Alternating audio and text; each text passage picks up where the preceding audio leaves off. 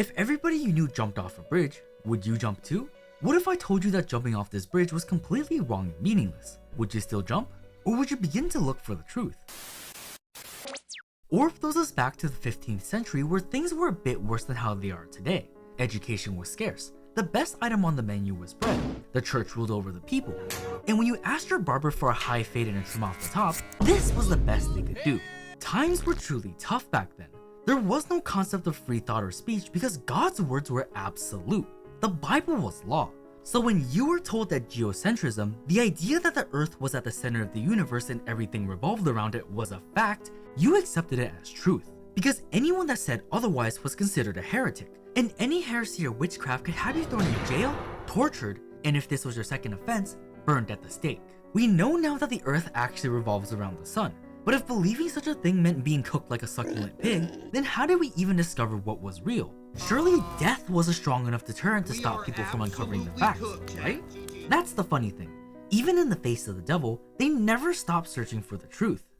Rafal is a 12-year-old kid that puts every other 12-year-old to shame. He's the friend you never tell your parents about because the comparisons would never end. At his tender young age, he's already been accepted to a university to study whatever he wants, and he chooses theology. Damn, when I was his age, I was still picking my nose and studying to be a garbage can.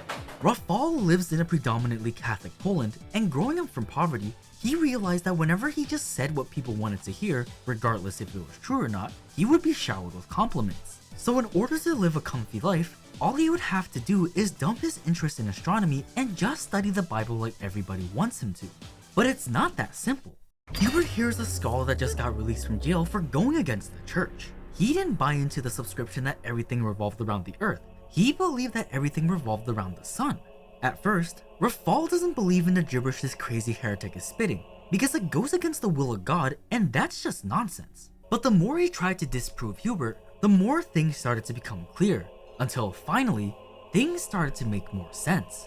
Now I know the whole premise of this story might not sound very enticing to you, and that's because there's really no way of showing someone how good Orb really is. It's not very flashy, nor does it have any hot girls to goon over. It's also a story about something we all know is common sense, but let's take a step back for a second and put it into perspective. Think of the craziest things that Kanye has tweeted during his meltdown. Everyone believes he's crashing out, right? You don't have the answers. I'm asking you for the answer. It's a question. Like there's no way anything he's saying is true. But has anyone personally confirmed that Apple was ever straight? And who here has actually confirmed that Hitler wasn't fresh? These things are so attached to our common sense that it's completely ridiculous to even question them, and that's kinda where Orb is getting at. Except it was way more complicated than convincing stubborn people to change their ideas. The belief in geocentrism wasn't just because people wanted to maintain the status quo. It was because the belief system was so deeply rooted in violence and fear that it stunted any scientific growth within society. And there was nothing anybody could do about it, besides converting into a heretic and secretly trying to progress heliocentrism until they were caught and executed.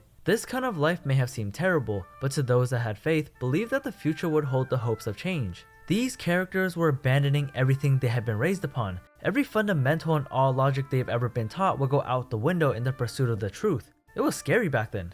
It really only takes one episode to become infatuated with the anime. I was mesmerized by how well they conveyed the story. They really make you feel like you're in the characters' shoes from a show and tell aspect. Like when Rafal starts to believe that heliocentrism is the truth, he gets struck with this sense of fear because this is going against everything he's been raised on. And he's seen firsthand what happens to those that get caught supporting something that opposes the church. They get turned into roast pork.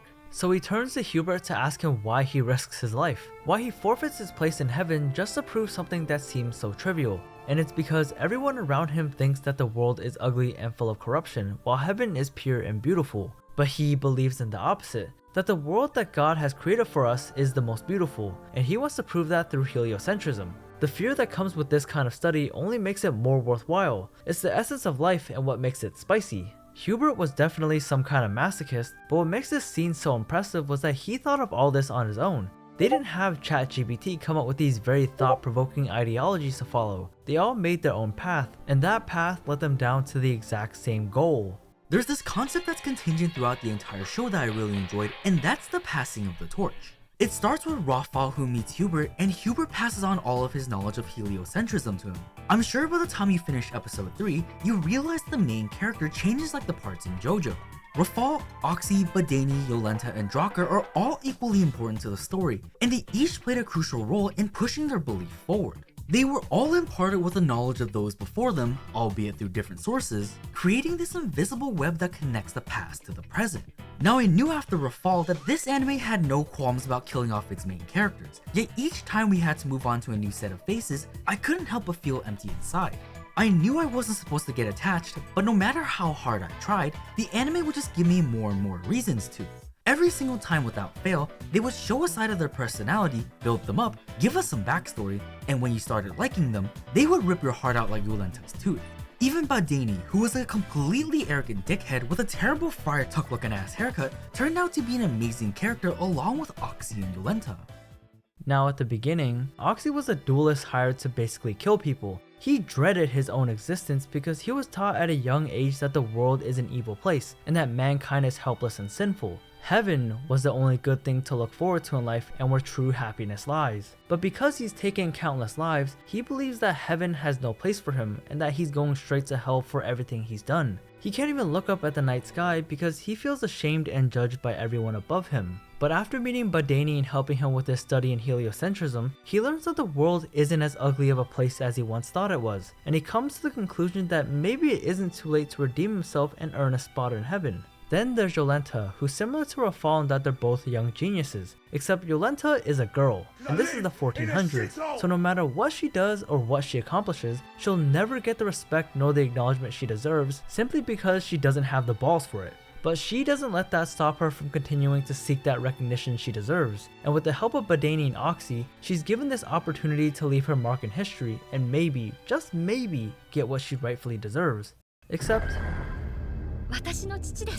It's crazy that we're almost at the end of the video and I haven't even mentioned the main antagonist of the show yet. Novak is an inquisitor hired by the church to investigate and silence those that question or challenge them, and he's allowed to do it by any means necessary.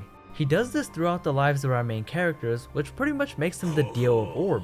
It might seem like he's having fun inflicting pain on these people, but really, he's just doing it to maintain the status quo and protect his loved ones. And at the end of the day, he's just a guy who loves his family and you can't really blame him for looking out for them.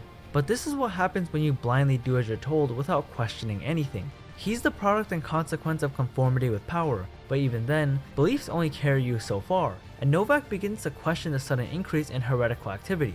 And that's when this quote from Rafal really makes you question if things are starting to come full circle. Inspiration is probably more important than lifespan, so faced with this choice, I will let inspiration survive even if it costs me my life. Orb went from something I would skip to one of the best shows of the year. This medieval reimagining of science versus church was a story I didn't know would provoke so much thought. The multifaceted characters, the gut-wrenching plot twists, the mysteries, and the amazing story all make Orb such an incredible experience. The fact that the story alone carries the anime proves that you don't need fancy animation or S-tier art to make a great show, although they do help. I know there was a lot of yapping from the characters and a lot of scenes that were really dark and hard to see, but please, do yourself a favor and don't miss out on this one. It's a certified banger that doesn't miss a beat, and will be one to talk about for the ages.